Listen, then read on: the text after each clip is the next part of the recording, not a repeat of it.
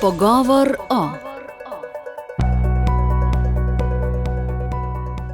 Spoštovani poslušalci, drage poslušalke, lepo pozdravljeni v današnji oddaji Pogovor o. Za slovenskim gospodarstvom je leto, ki je minilo ob nizki rasti in ob opozorilih o slabšanju poslovnega okolja, pomanjkanju delovne sile in nepredvidljivosti vladnih ukrepov.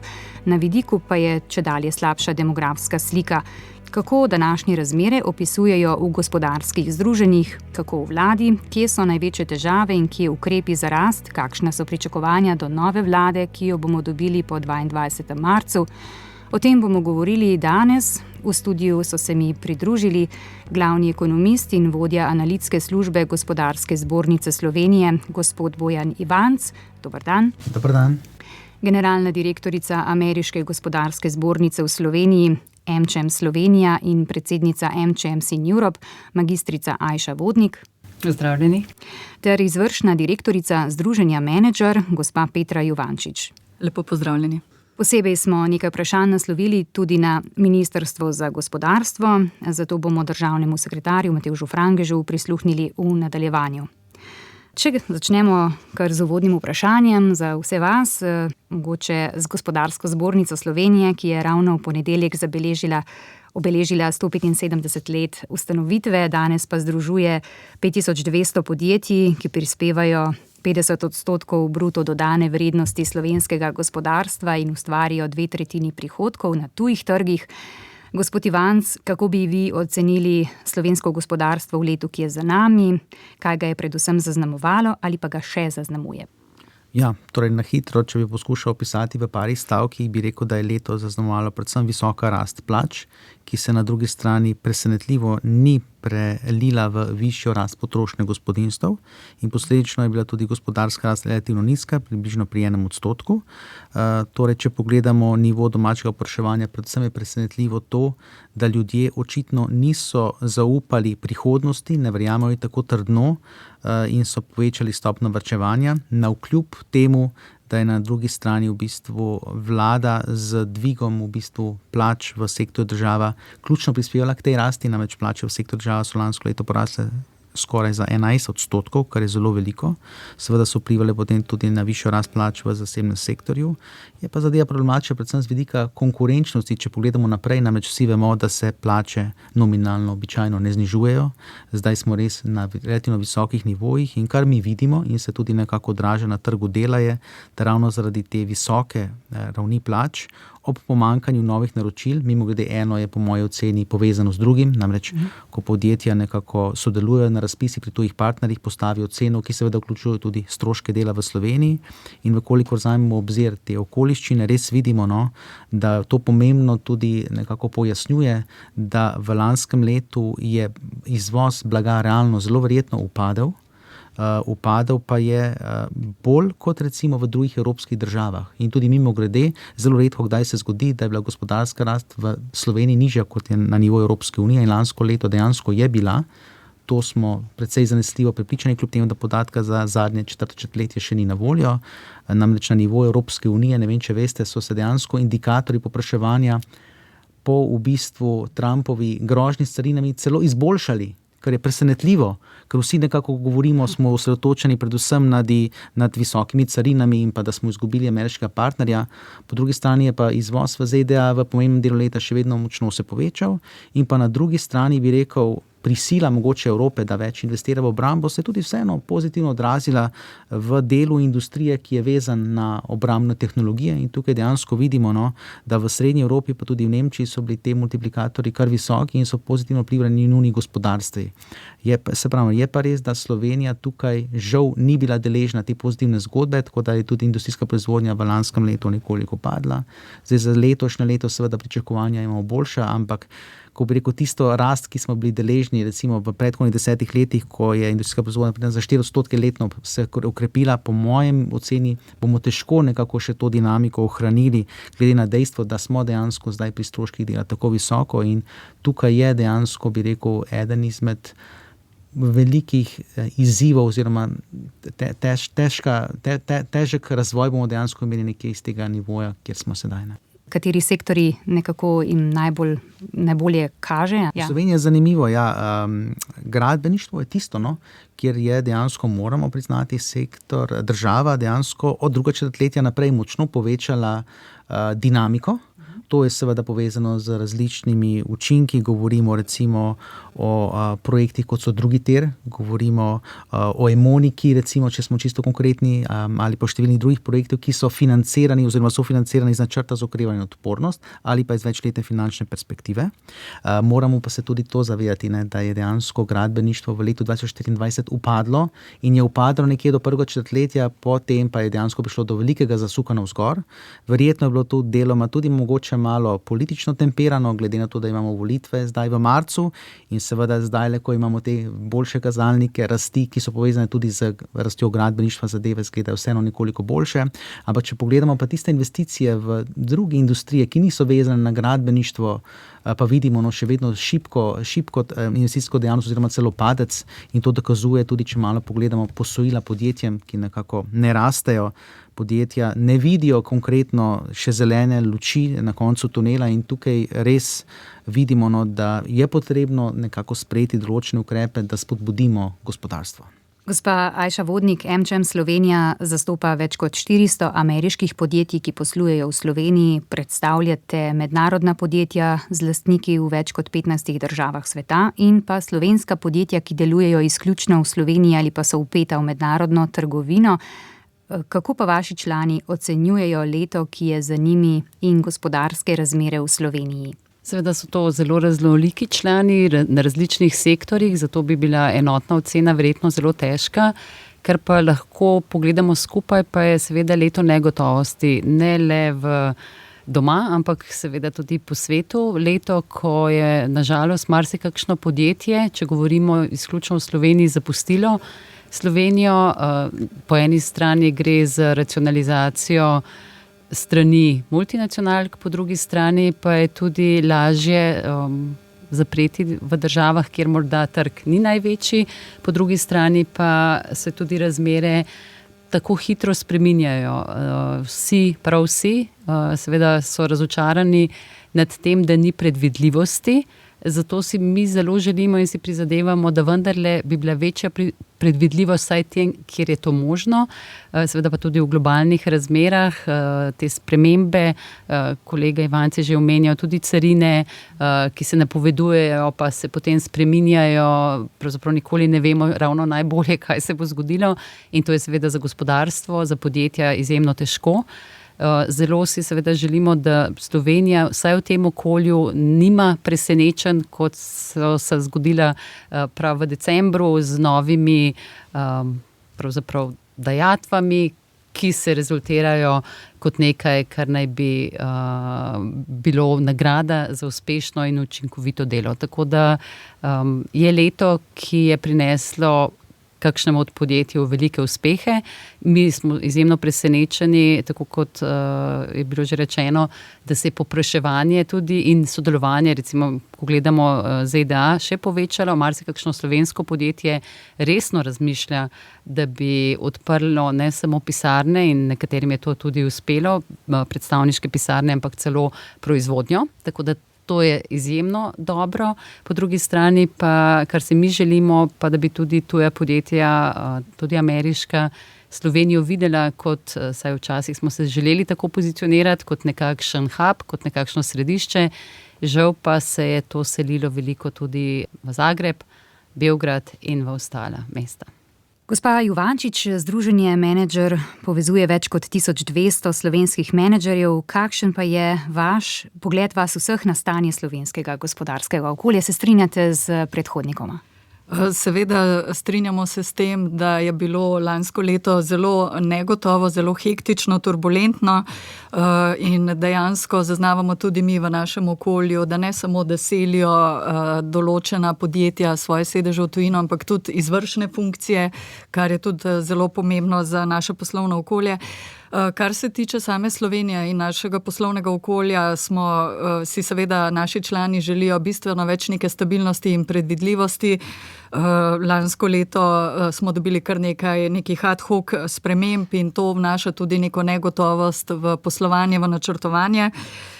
Sicer pa zelo veliko povedo tudi same številke, ko postavimo Slovenijo v mednarodni kontekst. Včeraj smo na našem velikem srečanju gospodarstva s politiko pokazali, opozorili, lestvica konkurenčnosti je jasna. Namesto, da bi bili neka zvezda te regije, smo danes v spodnji tretjini držav na 46. mestu. Mi na Združenju Menedžer aktivno spremljamo podatke o produktivnosti, smo naredili tudi načrt, da bi se to področje v Sloveniji izboljšalo, pa še vedno zaostajamo za povprečjem Evropske unije. Potem beremo, da se je zmanjševalo zaposlovanje v gospodarstvu, povečevalo se je v javnem sektorju in problematično je tudi to, da za tuje investicije enostavno nismo več toliko zanimivi, kot smo bili morda nekoč. In če prevedem to v preprostejši jezik, to je pomembno za nas vse, koliko bomo imeli v prihodnje dela, kako se bomo lahko razvijali, kakšne službe bodo imeli naši otroci in kako bomo lahko v prihodnje mi vzdrževali ta standard, to družbeno blaginjo, kot jo danes poznamo. Iz vsega tega se financira vse od zdravstva, pokojnin, šolstva in tako naprej. In če želimo, bomo bistveno več se morali pogovarjati o tem, koliko kot družba ustvarimo, se pravi o višji dodani vrednosti, produktivnosti oziroma vseh teh kompleksnih izrazov, ki jih včasih težko razumemo, ampak so pomembni za to, da zagotavljamo neko stabilnost v družbeni blaginji. Preden nadaljujemo pogovor, predlagam, da na tej točki prisluhnemo še krajšemu pogovoru z državnim sekretarjem na Ministrstvu za gospodarstvo. Gospod Frangež, če smo kar aktualni, v torek ste se udeležili in tudi sodelovali na srečanju gospodarskih združenj s politiko. Sami ste bili tako v vlogi državnega sekretarja kot v vlogi predstavnika stranke SD. Kakšno je bilo po vašem mnenju glavno sporočilo? Hkrati pa je bila slišana precej odkrito kritična ocena vlade strani nekaterih menedžerjev. Jasno, to sporočilo kaže, da je situacija v gospodarstvu zahtevna. Veste, da se celotna Evropa sooča z zmanjšanjem svoje konkurenčnosti, da se v napetih globalnih okoliščinah, seveda tudi slovensko gospodarstvo, sooča z veliko negotovostjo, mestoma pa tudi zmanjšanjem obsega svojega poslovanja. To ne sme biti presenečenje.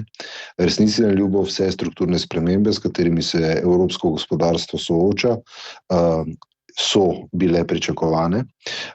Dejstvo pa je, da so menedžerji danes zelo glasno in jasno opozorili na to, da pričakujejo večjo stopnjo predvidljivosti in izboljšanje konkurenčnosti našega gospodarskega okolja. In za to oceno se seveda tudi na Ministrstvu za gospodarstvo, turizem in šport strinjamo. Prav tako se za to oceno strinja stranka Socialnih demokratov, ker razumemo, da je potrebno v širšem političnem in družbenem dogovoru se soočiti z razlogi za upadanje naše konkurenčnosti. Ti razlogi niso zelo drugačni od tistih, ki jih je dobro leto nazaj za Evropo diagnostificiral Mario Draghi. Seveda pa je zato potrebno ustvariti boljše okoliščine za nova vlaganja, posebej v inovacije, v razvoj novih tehnologij in zagon investicijskega cikla za to, da bo gospodarstvo lahko prebrodilo te zahtevne čase. Mi imamo še vedno pozitivne kazalce gospodarske rasti, res pa je, da naša močna vpetost v evropske industrijske verige, naša velika izpostavljenost izvozu, tako kot ob drugih velikih krizah v zadnjih 20 letih, izkazuje seveda tudi ranljivost slovenskega gospodarstva. Prepričani pa smo, da je slovensko gospodarstvo sposobno ob gospodarskem odboju tudi nadpovprečno hitro okrevati. Ocene niso, kako naj rečem, ne smemo se predati pesimizmu. Slovensko gospodarstvo je inovativno gospodarstvo, 9. najbolj kompleksno gospodarstvo na svetu, 7. najbolj robotizirano gospodarstvo na svetu in mi verjamemo v njegov inovacijski potencial za to, da lahko tudi te zahtevne čase največjih gospodarskih sprememb v človeški zgodovini uporabimo kot pospeševalnik za to, da prenovimo slovenski razvojni model in se v evropskem in globalnem kontekstu pozicioniramo kot eno od evropskih središč za inoviranje naprednih in trajnostnih tehnologij. Poglejte, če morda še malce ostaneva okrog rasti gospodarstva, tudi strani gospodarstvenikov smo slišali na tem srečanju, da je rast slovenskega gospodarstva okoli 1%, kar je pod povprečjem Evropske unije in precej manj kot v prejšnjih letih. Kako pa si vseeno na ministrstvu razlagate to nizko rast ob opozorilih, da se poslovno okolje slabša? Zdaj, nizka rast je v veliki meri posledica zmanjšanja zunanjega povpraševanja. Dejstvo je, da ima slovensko gospodarstvo, ki izvozi ekvivalent 84% našega bruto domačega proizvoda, to veliko vpetost. In ko se v naših tradicionalnih trgih in v tradicionalnih industrijah, tipičnim primer je denimo avtomobilska industrija, soočamo z zmanjšanjem zunanjega povpraševanja, seveda to neposredno se prelije v zmanjšanje našega izvoza. V tem pogledu smo še vedno izrazita dobaviteljska ekonomija in zaradi tega tudi izrazito odvisni od odločitev in danosti naših kupcev v drugih, predvsem evropskih državah. Seveda država to uravnoteži tako z rastjo domače potrošnje kot investicijskega cikla v javni infrastrukturi. Prepričan pa sem, da je kakovost našega poslovnega okolja potrebno imati seveda skrajno resno, izboljšati vse atribute naše konkurenčnosti, predvsem pa poskrbeti za to, da velike spremembe izkoristimo za hitro napredovanje v dvigu produktivnosti, predvsem pa tudi, da se bomo znali agilno odzvati na nove potrebe po novih tehnologijah, ker jih imamo na teh področjih, denimo področje biotehnologij, digitalnih in deep tech tehnologij ali čistih tehnologij, tudi svoje izrazite prednosti, zato pa bodo potrebna vlaganja. Tisto, kar utegne najbolj skrbeti, je pravzaprav tudi investicijski zastoj, vendarle v okoliščinah, ko je gospodarstvo visoko likvidno in na drugi strani tudi nizko zadolženo. Se pravi, mi imamo makropogoje za sprostitev investicijskega cikla, očitno pa je, da se soočamo tudi z krčem, tudi zaradi izrazite prevlade pesimizma v družbi, zato da se za te investicije ne odločamo. Poglejte, slišimo tudi veliko opozoril glede vladnih ukrepov, da so nepredvidljivi, da si gospodarstvo želi manj obremenitev, več predvidljivosti. Med ukrepi, ki so gospodarstvo najbolj nekako prizadeli, če lahko tako rečemo, lansko leto navajajo uvedbo obveznega zimskega regresa, prispevek za dolgotrajno oskrbo, pa napovedi dviga minimalne plače. Ali lahko danes zagotovite, da v naslednjih mesecih ne bo novih dodatnih obremenitev ali pa morda, da je čas za razbremenitve?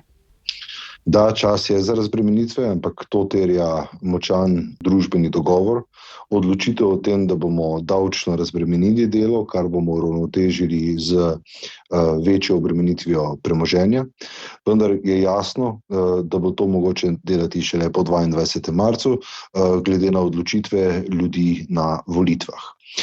Prepričan sem, da v tem času do novih obremenitev gospodarstva ne bo prihajalo, seveda pa je potrebno od vprašanja novih obremenitev do vprašanja pogledati, kaj so razlogi zanje. Jaz sem prepričan, da je končna vzpostavitev financiranja dolgotrajne oskrbe naša civilizacijska dolžnost. Mi smo z prispevkom za dolgotrajno oskrbo bistveno razbremenili ljudi, ki so oskrbovanci v domovih za starejše ali njihove svojce, kajti glavnina bremen je bila na njih. Mi smo morali vzpostaviti socialno državo tudi na tem segmentu in si porazdeliti kot solidarna skupnost breme oskrbe naših starejših v izrazito starajoči se družbi. To je krščansko početje. Na drugi strani je napovedan dvig minimalne plače v veliki meri posledica rasti življenjskih stroškov in dvorano, v kateri je danes gospodarski krog soočal svoja stališča s politiko, je vendarle potrebno vprašati, ali bi kdorkoli izmed menedžerjev in lastnikov v tisti dvorani delal za 1000 evrov.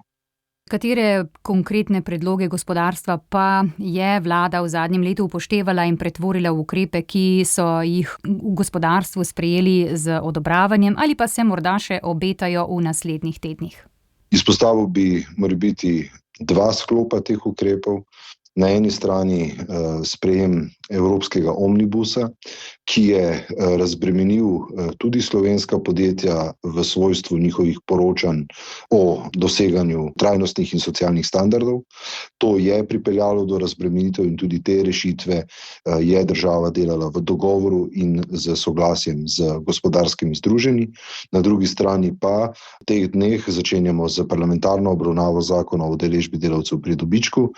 Mi ta zakon vidimo predvsem v cilju dviga naše produktivnosti, zato da bodo imela podjetja boljše vzvode, zato da bolje nagradijo svoje zaposlene, s tem, da bodo z njimi delili tudi delež ustvarjenega dobička. Tudi ta zakon je nastajal v sodelovanju tako s sindikati kot delodajalci in jaz pričakujem, da ga bomo v nekaj tednih uspešno spravili tudi skozi parlamentarno obravnavo. Najlepša hvala, gospod državni sekretar Matevž Frangež, za vaša pojasnila. Hvala vam. Poslušate Pogovor o. Naročite se na podcast oddaje na radio.ognisce.si. Slišali smo državnega sekretarja. Med številnimi novimi obremenitvami zadnjih let je vlada lani, kot smo slišali, delodajalcem naložila še izplačevanje novega davka obveznega prispevka za dolgotrajno oskrbo. Gospod Ivanc, kako ta prispevek vpliva na konkurenčnost slovenskih podjetij in kakšna bi morala biti po vašem vloga delodajalcev pri financiranju sistema dolgotrajne oskrbe? Ja, mogoče lahko omenim, kakšna bi morala biti vloga tega prispevka in ga nekako še ne zagotavlja, upam, da ga bo. Mi smo si nekako to predstavljali oziroma nam je bilo rečeno, da mi obremenjujemo stroške dela, torej govorimo o eni točki prispevne stopnje na prispevke delodajalca in še eni dodatni prispevke delojemalca. Govorimo tudi o višjih prispevkih potem na samostojne podjetnike, tudi na upokojence in seveda tukaj smo si predstavljali, da bodo dejansko delovno aktivni zaradi tega razbremenjeni. Konec koncev tudi sam sem bil v situaciji, ko sem mogel skrbeti za onemoglega očeta in dejansko vem, da vkolikor bi imel možnost storitve dolgotrajne oskrbe v večji meri, kot mi je bila dodeljena, bi verjetno lažje takrat funkcioniral, bi bil bolj produktiven v službi. V praksi, kar mi vidimo trenutno je, da žal podatki ne kažejo, da bi se bistveno povečalo število teh storitev oziroma te podatki niti niso, kako bi rekel, objektivno razkriti. Vsekakor pa smo se kar zapodili v številke, pogledali smo v detajle in dejansko, kar je znano, je naslednje. Ve se, koliko se zbere vsak mesec, to dejansko poroča Zavod za zdravstveno zavarovanje Slovenije, hvala lepa za dopolnitev. In v bistvu vemo na drugi strani, ne vemo pa seveda točno tekoče, koliko se za to porablja. Vemo, da so to namenska sredstva, da so lahko uporabljena zgolj za ta namen, ampak tukaj glavni problem imamo, torej, če zelo enostavno pišem, mi smo dejansko zdaj posameznikom ali pa gospodarstvu vzeli nekaj denarnega toka, ki ga država na kratki rok učinkovito ne more dati nekomu drugemu, kajti prvič, odločbe, ki jih CSD izdaje, niso še nekako bile obdelane, drugič, ni ljudi dodatnih, ki bi nekako te dodatne storitve lahko dejansko realizirali in seveda mi smo ugotovili, da dejansko tudi določena ocena cene storitev je bila precenjena, tako da po naši oceni je tega okoli 250 do 300 milijonov evrov letno preveč pobranih sredstev, kar seveda pomeni tudi tveganje za neracionalno porabo teh sredstev v prihodnosti in ki ne bodo koristili temu osnovnemu namenu zakona. Ne? In zaradi tega smo tudi predlagali, da bi dejansko znižali prispevno stopnjo za dolgotrajno oskrbo za neko obdobje, dokler seveda ne bo mogla država v praksi nekako tudi najti zadostnega števila izvajalcev. Ne? Trenutno je 35 evrov na mesec. Oprostite, prispevek za dolgotrajno oskrbo znaša 2% točki pri zaposlenem. Ja. 35 evrov je pa, ne drži, mislim, da okrog 38 evrov je pa obvezni prispevek za zdravstvo, ki se tudi mimogrede vsako leto usklajuje. Uskladil se bo tudi v 1. marcu letošnjem letu, tako da govorimo o obveznem zdravstvenem prispevku, ki seveda tudi mimogrede bremeni stroške dela. Ja, hvala, prav. Jaz se mi zdi, da povemo tudi točne podatke. Če lahko dodam, celoten kontekst je dejansko pomemben, tako kot je, da obojen iztočnico. Prva napaka, in na to smo gospodarstvo opozarjali, bila najprej razveljavitev davčne reforme, ki je prinesla nižji neto praktično za vse zaposlene. Potem smo dobili ta zdravstveni prispevek, kjer smo pravzaprav na nek način ukinili dopolnilno zavarovanje, dejansko smo pa prestavili jemanje teh sredstev iz levega namesto desnega žepa. Skratka, cel kontekst je tukaj pomemben in potem smo dobili še to dolgotrajno oskrbo. Dejstvo je, da je področje dolgotrajne oskrbe zahtevno in da to bomo prej ali slej vsi potrebovali in da je treba to na nek način tudi sfinancirati, to vsi razumemo. Se pa pridružujem mnenju, tako kot je Bojan povedal, ta sistem mora biti postavljen jasno, transparentno, da se točno spremlja poraba sredstev, da tudi vemo, kako učinkovita je ta poraba, pa če je to res edini način, da se z obremenitvijo spet zbira ta sredstva. Skratka, cel seštevek je pravzaprav v teh zadnjih letih tak, da bremeni gospodarstvo in to najverjetneje še najbolj pomemben problem tega prispevka. Kar je pa morda tukaj lahko tudi težavno, je pa to, kar oba opozarjata, to pa je, da dejansko oskrbe pa ne dobijo vsi, še več. Nemogoče je tudi ob načinu, da bi nekdo želel dodatno plačati, dobiti postelje, ob čemer opozarjajo tudi tisti, ki imajo koncesije za domove, da so se celo zapirala določena mesta, ki so bile namenjena tistim z demenco. Tako da vse zdrži in tudi lahko govorimo, da bomo gradili tisoče in tisoče hiš in pobrali in vsem omogočili, ampak v realnosti, kar je ljudem pomembno, je, da dobijo stanovanja, da dobijo oskrbo in seveda, da dobijo tudi zdravstvene usluge. In tukaj morda še več denarja ne rešuješ transparentno in ne rešuješ učinkovito, če tukaj zadaj ni usluge. Pa se lahko pogovarjamo, zakaj tega ni, od pomanjkanja delavcev do vseh drugih ovir, ampak vendarle pobirati več in ne nuditi več. Že tako pa morda marsikdo ne ve, koliko že zdaj plačuje tudi za zdravstvo, tudi za šolstvo, ker nekako kar velja, da je to vse brezplačno. Ni, to je seveda nekaj, kar plačujemo vsi in prav je tako. Včasih pa, sploh mi, ko se pogovarjamo z našimi mlajšimi kolegi, dostikrat pravijo, ali je solidarnost samo to, da nekomu, ki ne zmore, daš kapljico, ali je solidarnost tudi to, da podpremo tiste, ki lahko potem prinesejo še več, da se oblikuje država blaginje. Kajti to potrebujemo, zato če želimo ob demografski sliki, kakršno imamo, preživeti kot narod. Ja, gospod Ivanc. Jaz bi rad samo na gospe Ivančičeve izvajanje bi podal samo eno oceno. Omenila je spremembe pri dohodnini, omenili smo že obvezni zdravstveni prispevek, omenili smo tudi prispevek za dolgotrajno oskrbo. Mi smo dejansko izračunali te učinke pri različnih višinah plač in smo izračunali, da v teh 4 letih, torej 2022 do 26, oziroma 23 do 26, do 4 letih dejansko je bila izguba pri prejemniku minimalne plače, torej za toliko je bil njegov neto prejemek nižji za okoli 2000 evrov, pri recimo posamezniku, ki je imel pa dvokratnik povprečne plače, je bil pa prikrajšan nekje za 5200 evrov neto prejemka zaradi omenjenih 3 učinkov. In seveda na drugi strani slišimo, da seveda zakonodajalec je predpisal potem tudi zimski regres, ampak spet ne pozabimo na te številke. Torej, pogled tukaj je bil v zadnjih 4 letih, je, da nekako krepimo nekako izdatke, odhodke sektora države, ampak vsi vemo, za uspešno funkcioniranje sistema potrebujemo neko konkurenco tudi zasebnega sektorja in tukaj je v bistvu to dojemanje nekoliko drugačno in ni najbolj optimalno z vidika nas uporabnikov. Ja, če ne bi bilo tistih ukinitev, potem tudi ne bi bilo morda zdaj potrebe po teh napovedih dviga minimalne plače, po upravičevanjih ukrepa za obvezno božičnico oziroma obvezni zimski regres. Dovolite, takoj se moram zopet odzvati. Pri minimalni plači res dejansko se že v osnovi usklajuje vsaj z inflacijo in ta je bila decembra 2,7%, to je nekako tudi usklajevanje, ki ga mi zagovarjamo. Dejansko pa je ta napoved o 16% uskladitvi res dejansko ne vidimo drugače, bolj kot ne politično motivirana, glede na to, da dejansko ima minister za delo manevrski prostor, da poleg seveda, da upošteva inflacijo, lahko upošteva tudi stanje na trgu dela, samo gospodarsko sliko ali pa gibanje povprečnih plač. In vse te rasti so dosti nižje. Realno gospodarska rast sem že ocenil, da bo lansko leto bila verjetno 1%, povprečna plača stala 7%, ampak dejansko 6% rast je pa skoraj provokacija, z vsem spoštovanjem. Na 1000 evrov neto oziroma za okoli 16,5%. Ker dejansko, če smo iskreni, cilj je bil pridobiti okrogli znesek in potem se je začunalo nazaj, kakšen bo neto znesek.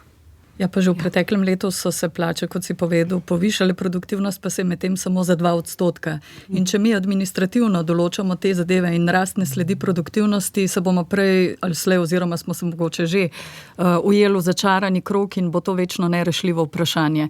Mi se moramo bistveno več ukvarjati s tem, kako povečati dodano vrednost, se pravi, kako ustvarjati več, da bomo lahko delili več. Ja, seveda to vpliva, morda kar se tiče samo članstva našega, med našim članstvom je nekaj tistih, ki imajo zaposlene z minimalnimi plačami, ampak več je drugih, ki imajo delovna mesta z visoko dodano vrednostjo. Seveda pa to tudi posledično vpliva na celotno konkurenčnost, tako da se tukaj ne bi opredeljevali, ampak vsako to vrstno, dejansko tako kot pravi tudi gospod Ivanc in gospa Jovančič, opredeljevanje administrativno je nekaj, kar prinaša negotovost, ker potem se lahko začnemo spraševati, kaj bomo še administrativno določali, in tukaj zadnje ne gre za izračune, tudi zadolževanje države za to, da se potem daje obvezni regres oziroma tako imenovana božičnica, tak predvolilni bombonček, je nekaj, kar zagotovo ni smiselno. Kajti na dolgi rok to ne prinaša večje konkurenčnosti, večje predvidljivosti, ampak dodaten problem. Kako pa je konkretno vplivala na razmere uvedba obveznega zimskega regresa? Zdaj, prvo izplačilo je bilo potrebno že sredi decembra. Kakšne so izkušnje s terena, gospa Jovančič? Zanimivo, da se na ta način pogovarjamo o božičnici, kot da gospodarstvo temu nasprotuje. Pravzaprav je situacija povsem drugačna. V Združenju menedžerjev ugotavljamo, da se je božičnica že prej izplačevala, z veseljem se izplača, v primeru seveda, da gre za dobre rezultate, a ne se veste, kako pravimo, ne, tam, kjer ni še vojska, ne more vzeti. Skratka, sama božičnica kot neka nagrada za uspešno upravljeno leto je nekaj, kar dober poslovni voditelj, dober menedžer vedno rad izplača zaposlenim. Je pa res, ne, da vsaka prostovoljnost, ko enkrat postane obvezna, je to neke vrste paradavek. Problemi pri tem so bili pa naslednji. Seveda je šlo za neko ad hoc sprejemanje te odločitve pred volitvami, potem veljavnost za nazaj. Problematična je z našega vidika tudi uravnilovka, vsem enako, ne glede na to, koliko kdo prispeva.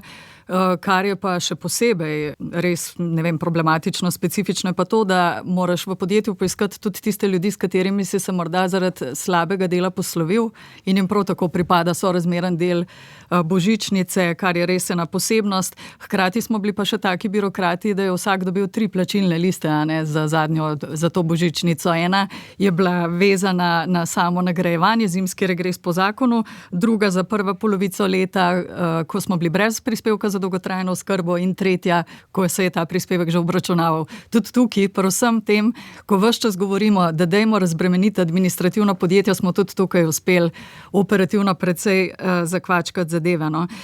Je pa tako, no, mi bi si res bistveno več morali ukvarjati s tem, kako dosegati visoko dodano vrednost v družbi, večjo produktivnost, da bi k nam prihajale tudi tuje investicije, več kapitala, da na nek način generiraš ves čas neke prihodke, iz česar se vse to financira. Jaz verjamem, da vsak, ki želi dobro voditi podjetje, da si želi dobro nagraditi svoje ljudi, a ne.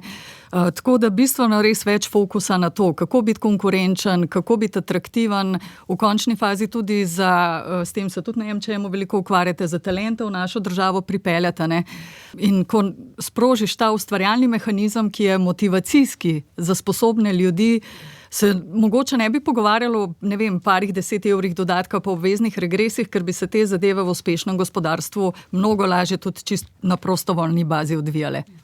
Gospa Vodnik. To, kar pravi gospa Jovančič, se ne bi mogla bolj strinjati kot to, da motivacijski moment božičnice, nagrade za uspešnost, za še boljše delo je tudi nekaj, kar smo s to obveznostjo nekako vzeli. Nažalost je kar nekaj podjetij, ki so morala za to vzeti celo kredite.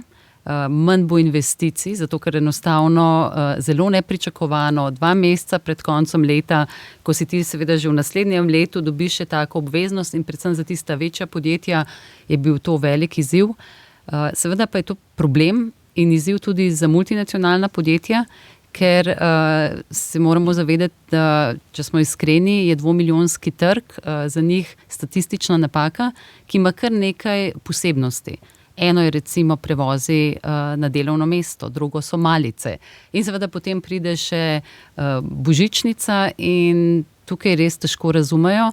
In seveda uvajati spremembe zaradi 2-milijonskega naroda, čeprav zame najpomembnejšega naroda zagotovo, je nekaj, kar je pa zelo težko razložiti. In zato je včasih lažje se zapeljati 150 kilometrov južneje, kjer to vrstnih izzivov ni. Še več, če govorimo o Hrvaški, tam so šli z nekako drugačno davčno politiko, da stimulirajo več podjetij. Ne govorim, da so vse stvari idealne, nikakor ne. Slovenija ima tudi veliko prednosti.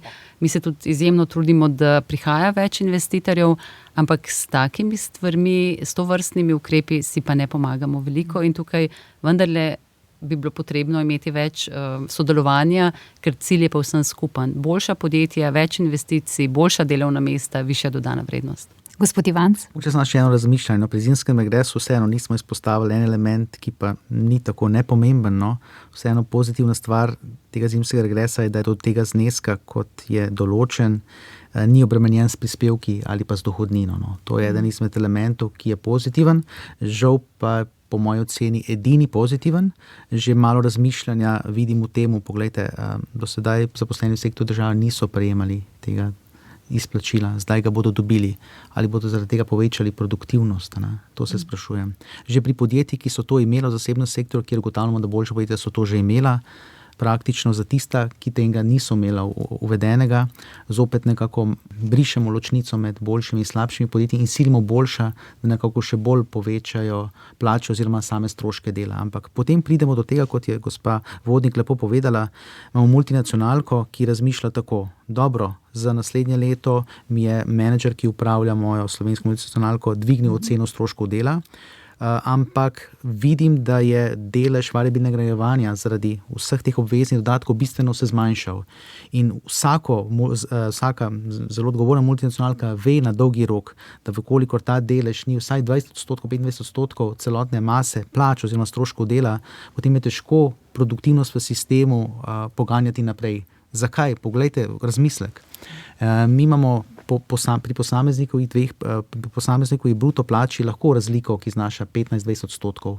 Ko pogledamo pa neto prejemek, imamo zaradi progresije pri dohodnini že zdaj dosti nižji. Ne? In zdaj dejansko naredimo kompresijo na bruto plači in dodatno zmanjšujemo še dodatno razliko v neto prejemku. Po domače povedano, sodelavci znotraj istega oddelka, ki bodo delali zelo z različno močno intenziteto in sposobnostjo, bodo imeli še celo nižje razlike v dohodkih. In zdaj se moramo vprašati, ali bo tisti, ki res vlaga veliko energije, se še naprej trudil. In to je tisti izziv, ki ga mogoče težko kdorkoli od nas razume, ampak v praksi je zelo človeški, če pomislimo. Ne? Če lahko, to smo tudi v akcijskem načrtu mi razdelali. A ne, kaj je tisti motivator?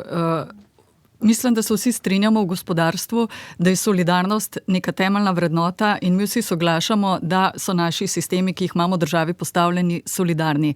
Ampak dokot lahko gremo? Včeraj na našem dogodku gospod Brodnjak povedal za najbolj uspešne kadre. Ko dobiš iz nagrade ven 32%, a je to še solidarnost ali je mogoče pa že kaj drugega? Ne? Se pravi, delo se mora v vsakem trenutku splačati. Če ne, gremo vsi skupaj v neko regresijo in čakamo, kaj se bo zgodilo. Enostavno te stimulansi, če želimo biti ustvarjalna, razvojno naravnana družba, so v družbi potrebni in je ves čas treba iskati neko pametno ravnovesje med socialno vzdržnostjo in pač ekonomsko računico, da tako rečem. Ja. Zdaj, če pogledamo še konkretno naprej, v marcu, vemo, nas čakajo državnozborske volitve. Poudarjali ste že večkrat tudi skozi to oddajo, izboljšanje poslovnega okolja, dvig konkurenčnosti, večja produktivnost. To so cilji gospodarstva, ki bo tudi temelj stabilne družbe. Katere konkretne ukrepe ali ravnanja pa pričakujete od nove vlade, da bi vse to začeli dosegati ali pa da bi obrnili ta trend navzgor, gospa Juvančič? če se lahko mogoče malo za šalo, malo za res, predvsem v gospodarstvu želimo malo miru, to je tista stabilnost, predvidljivost, o kateri smo spregovorili uvodoma. V združenju večkrat rečem, da si mogoče malo želimo neke 3D strategije. Mi imamo res velike težave trenutno z demografsko sliko, potrebujemo razvojno davčno politiko, pa nujna je debirokratizacija. No, mi se že leta in leta pogovarjamo, kako je treba število predpisov zmanjšati, ampak nam še kar nekako uspeva producirati nove pravne akte. Seveda je izzivov še več, ne? Kaže nam lestvica konkurenčnosti, kje smo in kaj moramo storiti. Tudi v gospodarstvu se moramo malo zazreti v zrcalo, pa videti, kaj lahko sami naredimo na teh področjih, zato da smo bolj produktivni, ne vem, da se bolj digitaliziramo, avtomatiziramo svoje poslovanje, da smo atraktivni tudi za talente. Želela bi si morda to, da vzpostavimo nek enoten nacionalni program, neko strategijo, kaj si želimo v nekem doglednem časovnem obdobju in da se sprejme nek konsens in da se potem res dela v tej smeri, pa ne samo še eden dokument zaradi dokumenta, ki bo potem v predalu, ker kar nekaj strategije Slovenija imela, to si moramo priznati, in če se to potem vloži v predal in nič ne zgodi, tudi ni koristno, zato je treba pravzaprav to na nek način kakšnega potegniti tudi zgodovinskega na plano, ga osvežiti, dodati sodobni čas, kaj se dogaja v okolju danes in potem sprejeti nek konsens, da gremo vsi po tej poti naprej. Gospa Vodnik. Zdi se mi pomembno, da razumemo, če želimo spreminjati družbo, morata politika in gospodarstvo res sodelovati. In nismo na dveh različnih bregovih, ampak imamo verjetno skupne cilje.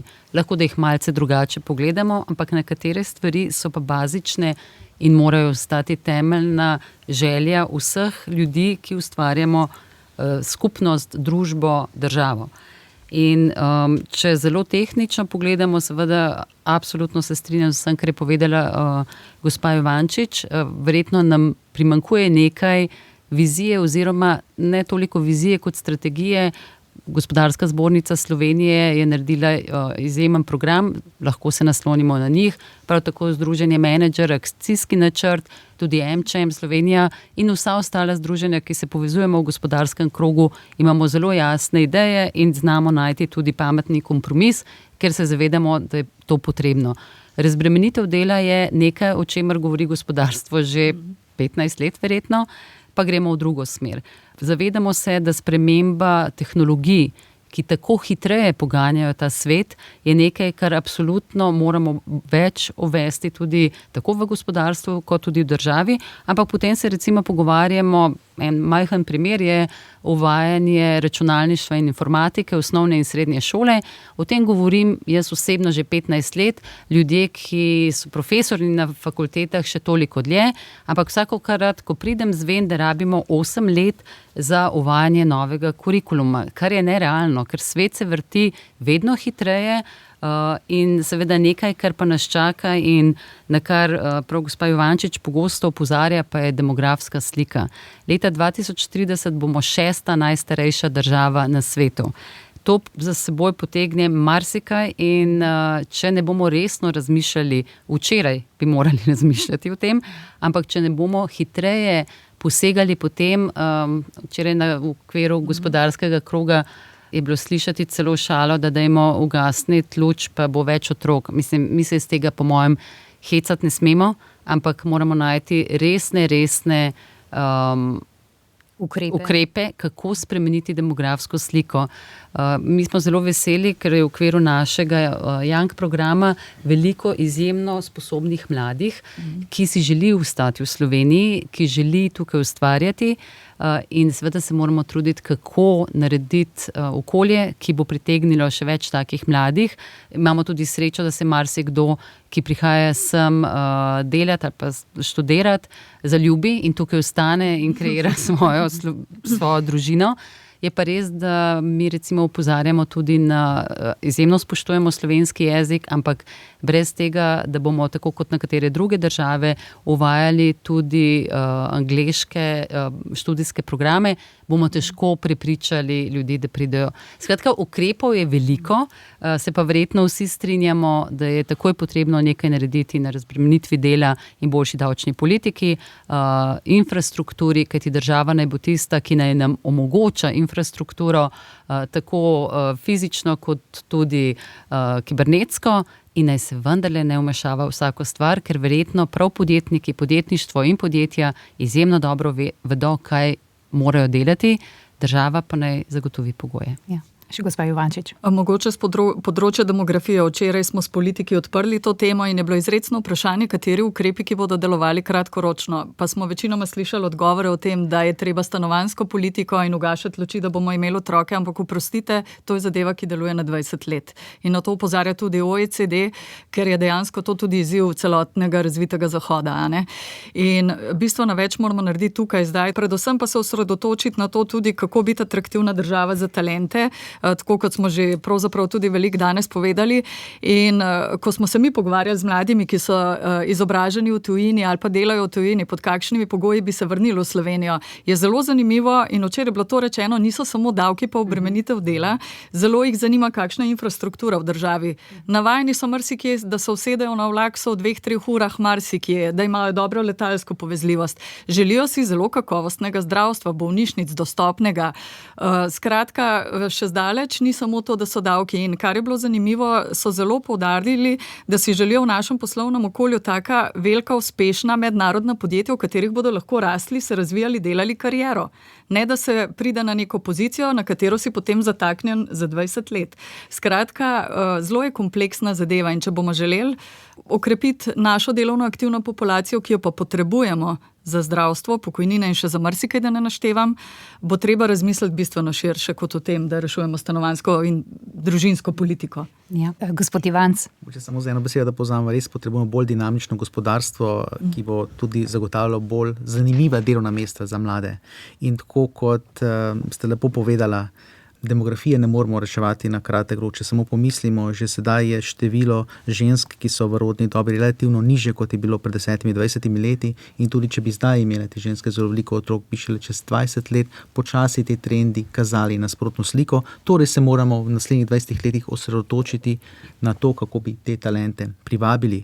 Mimogrede, včeraj sem tudi na en nastop za en televizijski medij in je bilo vprašanje o tem, koliko veliko jaz vlagam v izobrazbo, in sem povedal, veste, z današnjega vidika ne vem, če je to še vedno v takšni meri smiselno, glede na to, kakšen velik napredek tudi v učnem procesu lahko umetna inteligenca nudi. In dejansko vam povem, na številnih delovnih mestih povezanih z administracijo, obdelovanjem velikega števila podatkov, imamo lahko izjemne časovne prihranke. Potem vam povem, že v roku 2-3 let bodo humanoidni roboti pomagali v gospodinjstvu v dosti večji meri kot danes. Če pomislimo danes samo na Roombo, vam povem, da vam bo robot že delal marsikaj drugega dodatnega in bo verjetno njegova cena začetek 20,000 evrov in bo s časoma nekoliko padla.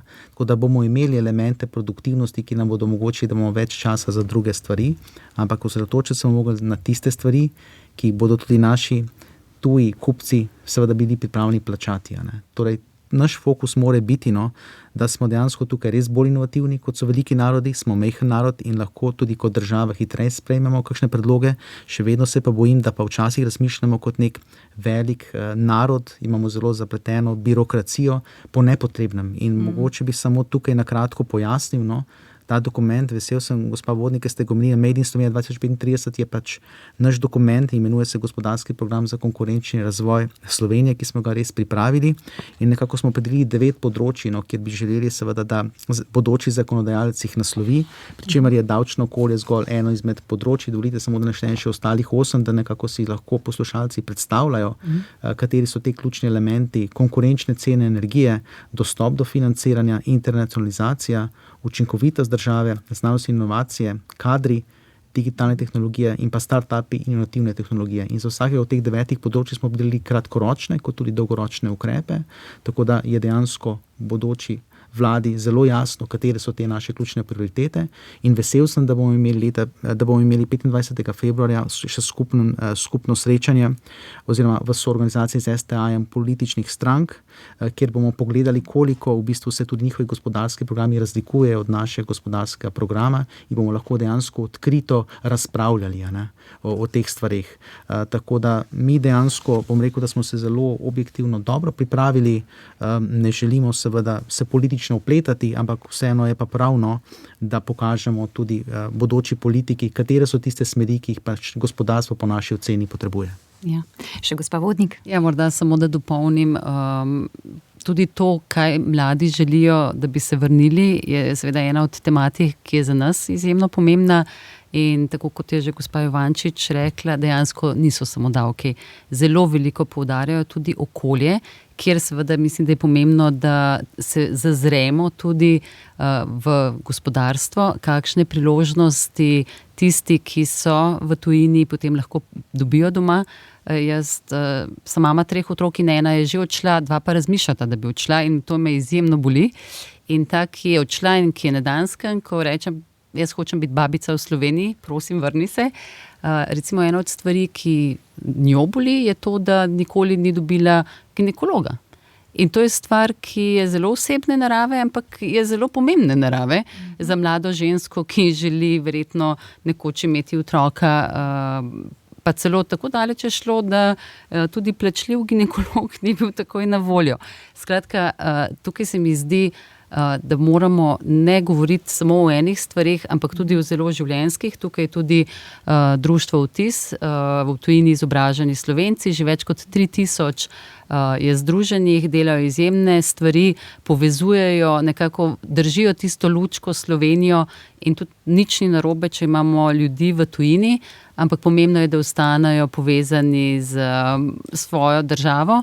In morda jih tukaj nekoliko zgubljamo tudi zato, ker nimamo več osnovnih stvari, ki pa jih pričakuješ in kjer z mladimi talenti v tujini delajo veliko bolje kot tu.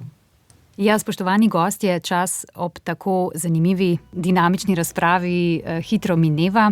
Veseli me, da smo lahko prisluhnili vašemu pogledu na dogajanje. Hvala vam za te izčrpne odgovore, gospa Petra Juvančič, gospa Ajša Vodnik in pa gospod Bojan Ivanc, in vse dobro pri vašem delu tudi v prihodnje. Hvala lepa. Hvala lepa. Hvala. Oddajo sem pripravila Petra Stopar. Veliko povemo. Tudi z druge strani.